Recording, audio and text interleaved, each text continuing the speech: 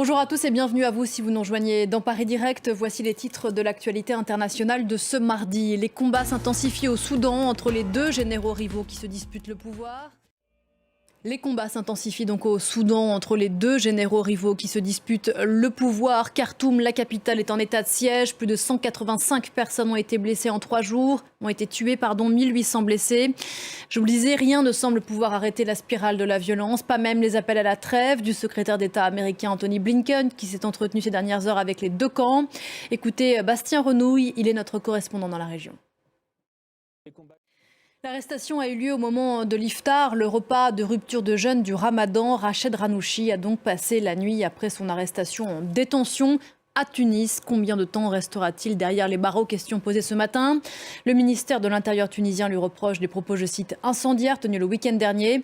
Rached Ghannouchi, à la tête du parti islamiste Ennahda, est l'un des leaders de l'opposition tunisienne. Il est aussi l'une des bêtes noires du président Kais Saied qui a pris un virage autoritaire depuis 2 ans. Laura Cambo. Il était 20h hier soir en France. Il n'a pas fait de grandes annonces, mais promet 100 jours pour restaurer la confiance avec les Français. La tâche s'annonce ardue, tant le fossé semble grand après 3 mois de crise sociale. On va écouter le président de la République et la réponse de la députée insoumise de Seine-Saint-Denis, Clémentine Autain.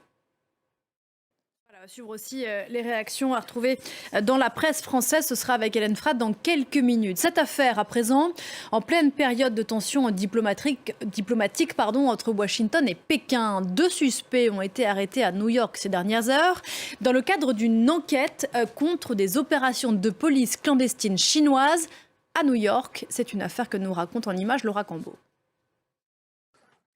Si vous nous rejoignez dans Paris Direct, je vous en rappelle certains des titres. D'abord, les combats qui s'intensifient au Soudan entre les deux généraux rivaux qui se disputent le pouvoir.